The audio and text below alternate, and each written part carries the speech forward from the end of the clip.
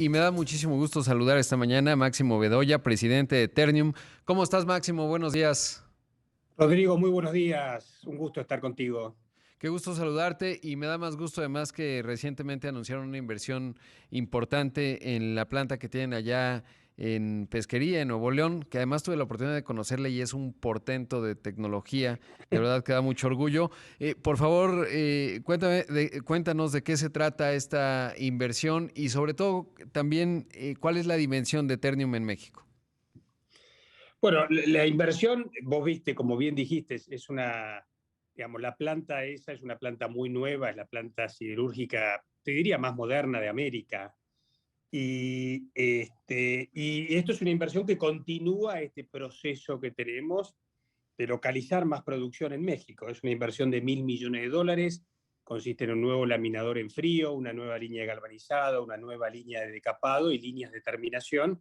Esto para abastecer a toda la industria automotriz de línea blanca, de refrigeradores, toda esta industria que está en México y que, bueno, que es una potencia de México, ¿no? Claro. ¿Cuántas personas laboran hoy por hoy y cuántas se va a incrementar en términos de esta inversión? Bueno, para la construcción van a laborar más de 2.500 personas aproximadamente.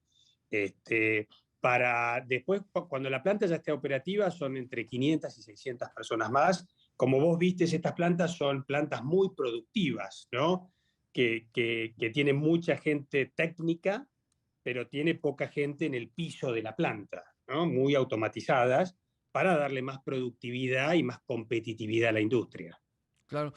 ¿Y cuál fue el catalizador que permitió, digamos, el anuncio de la inversión y la decisión? Porque el presidente de la República, pues dio a conocer que había venido Paulo Roca, el presidente de Tekin.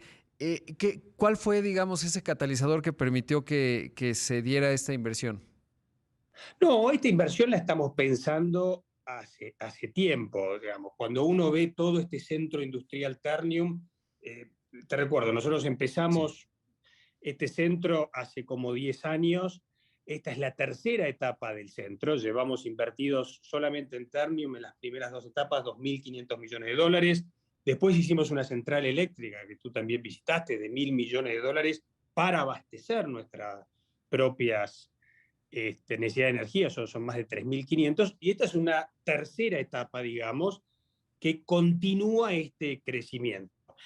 Al presidente fuimos a verlo, porque nos invitó a una reunión, nosotros habíamos hecho un compromiso de terminar esta la segunda etapa, que era una inversión de $1.400 millones, y estuvimos hablando con él de cómo ya ese compromiso estaba asumido, ya el laminador en caliente está produciendo, ya produjo el primer 1.000.000 de toneladas, y bueno, que ahora seguía esta tercera etapa este, para, para, para, para seguir creciendo en México, para seguir apostando en México, ¿no? No, no, y que fue es una gran noticia y sobre todo una buena señal. Y justo uno de los asuntos es, ¿cómo está el tema para ustedes en términos de su insumo de energía a propósito de de la planta? Porque sé que hubo ahí entendimientos y finalmente se llegó a un acuerdo. ¿Cuál fue? Y sobre todo, ¿cómo están ustedes en esa parte? Bueno, nuestra planta, digamos, de ahí de pesquería es una planta de autoabasto. Yo diría es una planta de autoabasto genuino, porque abastece solo nuestras operaciones, Sí. las de Ternium y las de Tenaris, ¿no? Que es nuestra prima, digamos, es los mismos accionistas. Entonces abastece las plantas de Ternium y Tenaris en todo México. Como vos viste, está conectada directamente en la planta. Cualquier crecimiento nuestro, obviamente, va a requerir energía de esa planta. Y bueno, como es un autoabasto genuino, como está conectado en directa, no vamos a tener ningún problema.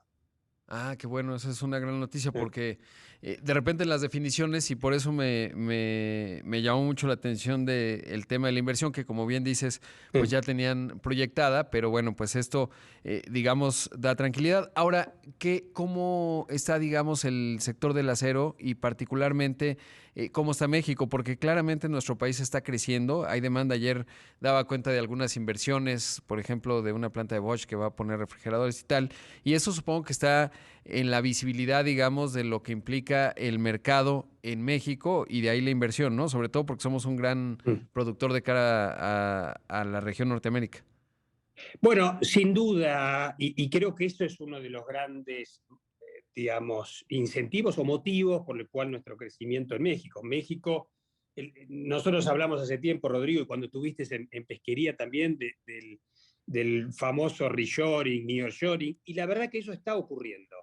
La pandemia, la situación de Estados Unidos con China, por ahí hasta la situación de Rusia hoy, la dramática situación en Rusia y Ucrania, ¿no? Todo eso está pensando que las cadenas de valor tienen que regionalizarse, tienen que venir más cerca, y la verdad que, como bien decís, hay inversiones viniendo a Norteamérica, hay muchas inversiones viniendo a Estados Unidos, hay algunas viniendo a México, que van a incrementar el consumo de acero, que necesitan aceros mucho más sofisticados de lo que México producía hasta hace 10 años, y entonces nuestro motivo un poco para seguir creciendo en México es este. Vemos que este fenómeno se está dando, sobre todo en el norte de México, vemos que las inversiones están viniendo, y tenemos que aprovechar como México para que haya cada vez más valor agregado, o sea, que ese nearshoring sea realmente que venga toda la cadena de valor y no venga la última parte de esa cadena de valor, así lo aprovechamos todos. Ahora, Máximo, saber, digamos, dentro de todo el rompecabezas de Ternium, bueno, pues ya es obvia la importancia que tiene México, sobre todo, y lo decías, es realmente espectacular ver la planta, pues la más sofisticada de América. Y aunque no he visto tantas ni otras, digamos, de acero, que me quedó muy claro, ¿no? Por la cantidad de tecnología que pude atestiguar. Y en ese contexto, saber cuál es el panorama global de Ternium, qué está ocurriendo, sobre todo porque estamos viendo incrementos en los precios de muchos insumos, una inflación muy fuerte, y este asunto de Rusia-Ucrania pues también anticipa que va a generar ciertas olas. En la industria del acero y en la visibilidad de Ternium global, ¿cómo está el panorama? Bueno, tenés mucha razón en decir que hay mucha incertidumbre. Indudablemente, como decía, lo que está pasando en Ucrania, que es terrible, es dramático, también tiene un efecto económico en muchísimas cosas. Las materias primas están subiendo, estamos viendo lo que está pasando en el petróleo, y eso va a tener, las materias primas siderúrgicas también está subiendo, el carbón, el gas natural, el mineral de hierro, y eso va a tener un efecto en toda la siderurgia. Por ahí en algunas regiones un poco más que en otras, sobre todo en Europa. Todavía esos efectos en América,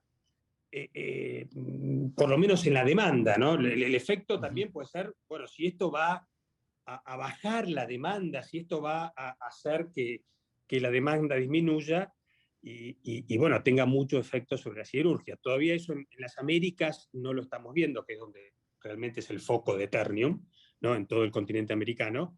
Y creo que tenemos que seguir la situación con mucho cuidado, ¿no? Y que se suma a otra situación que es, digamos, hemos observado, esto ya data de varios años atrás, pues una serie de, digamos, visibilidad al tema del acero en función, pues de repente del dumping chino, etcétera, y esa es toda una discusión que se suma, digamos, a esto que, o más bien se suma a lo de Ucrania y esta situación que, como ya nos cuentas, no es tan clara, en un escenario en donde pues ya se estaba buscando esta regionalización y sobre todo protección contra esa potencia que es China, ¿no? No, sin duda. Yo creo que eso es independiente. O sea, Sí. el tema del exceso de capacidad de la industria siderúrgica y sobre todo la industria asiática, en particular China, pero te diría que hay otras también, otros países que aprovechan estos huecos en el comercio internacional.